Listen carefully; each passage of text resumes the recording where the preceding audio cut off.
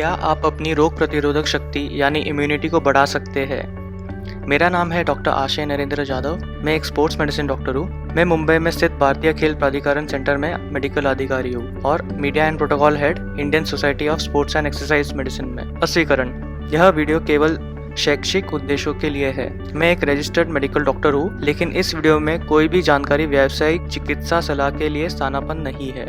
आजकल आप कहीं भी देखें, Facebook, WhatsApp, YouTube, Instagram, news channels, advertisements, आपको बहुत मिलेंगे रोग प्रतिरोधक शक्ति यानी इम्यूनिटी के बारे में बताते हुए, ये लो वो लो, ऐसा करो वैसा करो। कुछ प्रोडक्ट सच में काम आते होंगे, मगर ऐसे कोई बंधन नहीं है जब कोई ऐसे दावे करते हैं। तो ये मेरा प्रयास है, जितना भी मेरा सीमित ज्ञान है उससे आपको बताने की कि क्या हम सच में अपनी रोग प्रतिरोधक शक्ति यानी इम्यूनिटी को बढ़ा सकते हैं या नहीं। सबसे पहले समझते हैं कि ये रोग प्रतिरोधक शक्ति क्या है।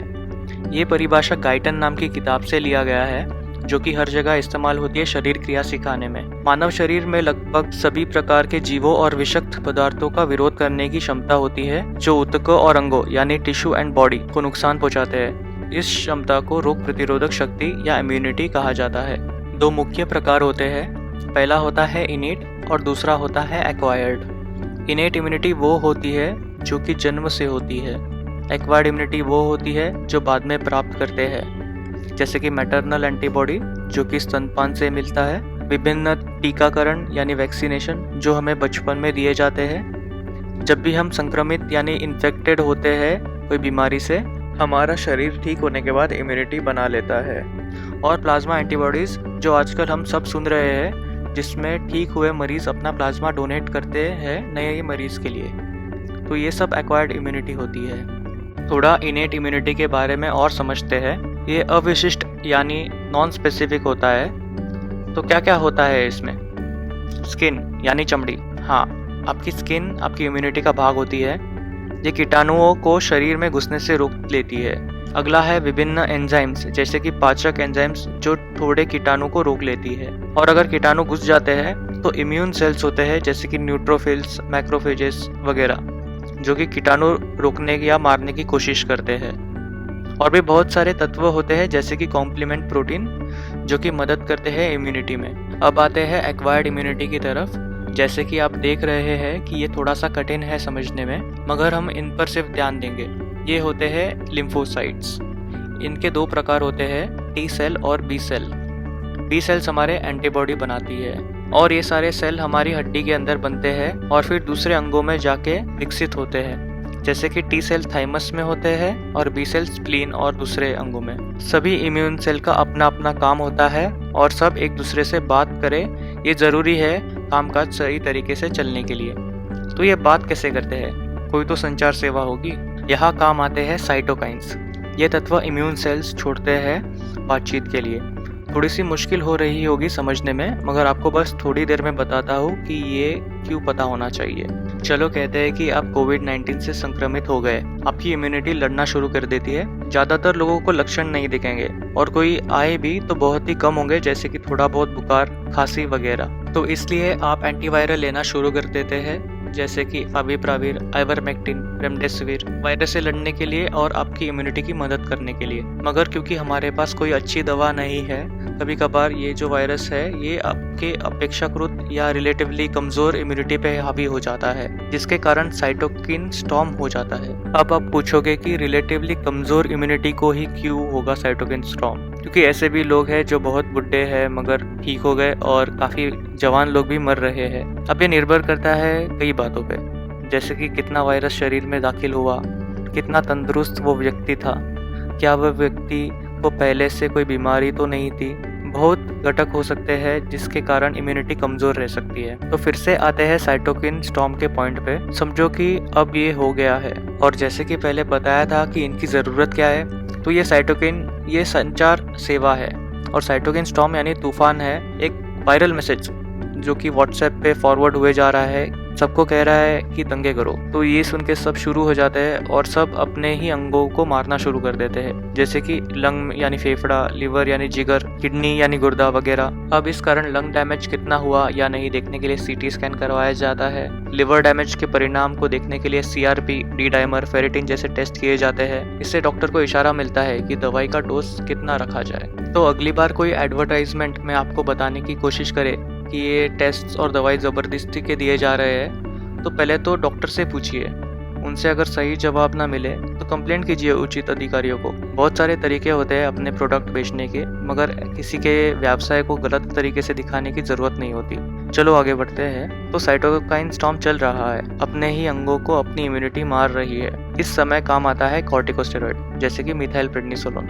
ये होता है इम्यून सिस्टम को रोकने के लिए, और क्योंकि ब्लड क्लॉट होने की संभावना होती है लिवर डैमेज के कारण, तो यहाँ काम आता है एंटीकोगुलेंट जैसे कि इनोक्सापेरिन। टोसिलीजुमैब एक दवाई है जो कि साइटोकिन के खिलाफ काम आती है। तो ये सारी दवाई अब बस आपकी इम्यूनिटी को रोक रही है ताकि और नुकसान शरीर को ना पहुंचे। अब आपको ये सब क्यों बताया? ताकि आपको कॉर्टिकोस्टेरॉइड का ज्ञान हो। ये दवाई आपकी ही इम्यून सिस्टम को रोकती है काम करने से। एक उदाहरण से समझते हैं। मान लीजिए आपको कम सिम्टम्स थे संक्रमित होने के बाद, तो इसका मतलब है कि आपकी इम्यून सिस्टम काम कर रही थी, मगर फिर आपने कहीं पढ़ा या आपके दोस्त ने कहा कि ये दवाई ले लो, बहुत बढ़िया है। क्या होगा इससे?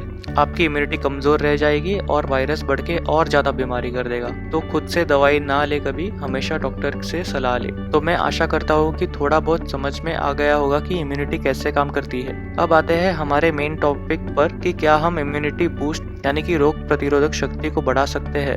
यहाँ मैं मान के चलता हूँ कि व्यक्ति का जन्म सामान्य तरीके से हुआ है, बिना कोई रोग या विकार के, और वो स्वस्थ जीवन शैली निभा रहे हैं। सबसे पहले शुरुआत करते हैं इनेट इम्यूनिटी से, त्वचा यानी स्किन। चलो मानते हैं कि आपको स्किन की कोई बीमारी नहीं है, तो वो अब तक तो काफी अच्छा काम कर रही है आपको सुरक्षित रखने में। और फिर क्या कर सकते हैं इसमें जिससे सुरक्षा बढ़े?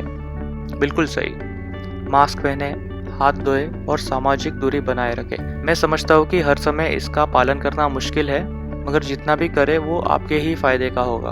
अगर आप संक्रमित हुए भी तो आपके अंदर वायरस कम आएगा, जिससे इतनी गंभीर बीमारी शायद ना हो। तो ये है 3 गुना बढ़ावा आपकी इम्यूनिटी के लिए। बनाए रखने की कोशिश करें। पाचक एंजाइम्स, जब तक इसमें कोई छेड़छाड़ ना कर रहे हो, जैसे कि कोई दवाई लेके या जीवन शैली के कारण, ज्यादा कुछ कर नहीं सकते इसमें। इम्यून सेल्स, ये तो सेल होता है दूसरे अंगों की सेल की तरह, तो इन्हें लगती है शक्ति। और वो कहाँ से आएगी? आहार यानी डाइट से। एक अच्छा संतुलित आहार जिसमें कि सभी आवश्यक न्यूट्रिएंट्स हो, जैसे कि carbohydrates, proteins, fats, vitamins, minerals, पानी। तो मान लेते हैं कि आप सही से खा रहे हैं। इम्यून सेल्स को बस इतना ही चाहिए। कॉम्प्लीमेंट प्रोटीन्स, ये भी आहार से। अब आते हैं एक्वायर्ड इम्यूनिटी पर। मैटरनल एंटीबॉडीज, तो इसमें तो ज़्यादा कुछ नहीं कर सकते। टीकाकरण या वैक्सीनेशन, हाँ, सभी देश कोशिश कर रहे हैं कि उनके रहिवासी वैक्सीनेट हो जाए। जो भी वैक्सीन मिले वो जल्द से जल्द ले लो। ये वैक्सीन से आपके शरीर में एंटीबॉडी बनेंगे, तो ये एक इम्यूनिटी बूस्टर है जो ज़रूर लेना है। संक्रमण या इन्फेक्शन होना, जब भी आप बीमार पड़ते हो, ठीक होने पर उस बीमारी के खिलाफ लड़ने की इम्यूनिटी बनती है, मगर इस तरीके से इम्यूनिटी बूस्ट करना उचित नहीं होगा। कन्वालेसेंट प्लाज्मा, ये वो है जिसमें हम ठीक हुए मरीज के एंटीबॉडी नए संक्रमित मरीज को दे रहे हैं। इसको भी एक तरीका माना जा सकता है, मगर जो अब तक रिसर्च स्टडी आ रही है उसमें इसका ज़्यादा उपयोग नहीं दिख रहा है। तो ये निर्णय अपने डॉक्टर के हाथ में रखें कि ये प्लाज्मा ज़रूरी है या नहीं। तो क्या है इम्यूनिटी बूस्टर? पहला है वैक्सीन, जो भी मिले ले लो। दूसरा तो सबको पता है, मास्क, हाथ धोना और सोशल डिस्टेंसिंग। तीसरे नंबर पर है संतुलित आहार। वेल बैलेंस्ड डाइट आपकी इम्यूनिटी के लिए ज़रूरी है। अगर आपको नहीं पता कि आपका डाइट संतुलित है या नहीं, तो कोई प्रोफेशनल की सलाह ले, जैसे कि कोई डॉक्टर या डाइटिशियन जिस पे आपका विश्वास हो, उनकी सलाह का पालन करें। चौथा नंबर है शारीरिक गतिविधि यानी फिजिकल एक्टिविटी। इसका परिणाम साबित हो चुका है कि ये आपकी इम्यूनिटी को बढ़ाता है।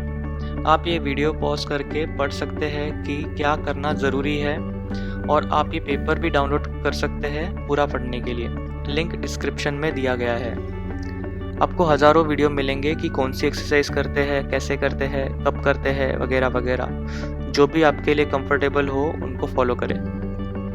बस याद रखें कि 150 मिनट हर सप्ताह मध्यम तीव्रता पे करनी है। 5 नंबर पे है अच्छी नींद। ये कोई रहस्य नहीं है कि आपकी रिकवरी के लिए नींद ज़रूरी होती है। तो हर सेल की तरह हमारी इम्यूनिटी को भी मदद मिलती है।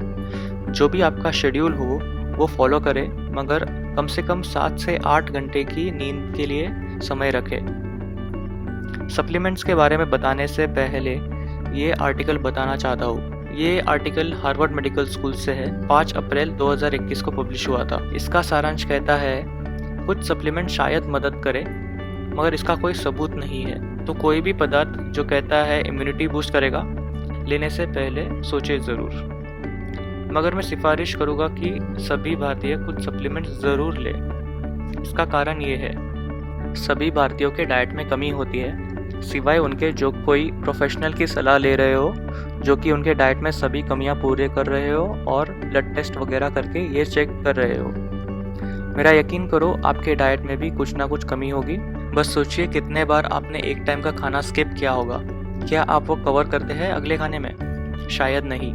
आदर्श तो ये होगा कि आप अपनी जांच करवा लें कि कौन सी चीज़ की कमी है और कमी पूरी करें। यही लॉजिकल तरीका है जो आपकी इम्यूनिटी बूस्ट करेगा, ना कि कोई बिना सोचे समझे लिया हुआ पदार्थ जिसकी शायद ही कमी होगी।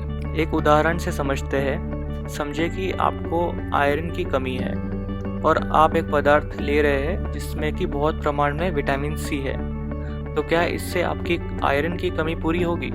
शायद नहीं। तो मैं आशा करता हूँ कि सप्लीमेंट्स के बारे में थोड़ी समझ आई हो। अपनी डाइट की कमी पूरी करना ही आपके लिए एक इम्यूनिटी बूस्टर जैसा है। हर व्यक्ति में अलग कमी होगी, तो एक ही पदार्थ आप सबके लिए सही नहीं कह सकते। कोविड के नज़रिए से कुछ सप्लीमेंट आपको बताता हूँ जो कि फ़ायदेमंद है। विटामिन डी, इसका काफ़ी बड़ा योगदान है इम्यूनिटी में। अगर आप में इसकी कमी हो तो ज़रूर ले। अगर पता नहीं है तो कमी है मान के विटामिन डी शुरू कर दे। सीधा आप सप्लीमेंट शुरू कर सकते हैं। सुबह की सूरज की किरणों से थोड़ा विटामिन डी भी मिल सकता है, और जो खाने की चीज़ है जिसमें विटामिन डी ज़्यादा हो वो भी चालू कर दे। काफ़ी रिसर्च हो रहा है जिसमें से कुछ यहाँ मैंने शेयर किया है, जो कहता है कि विटामिन डी से कोरोना के मरीज को काफ़ी ठीक होने में फ़ायदा हुआ है। अगला है जिंक।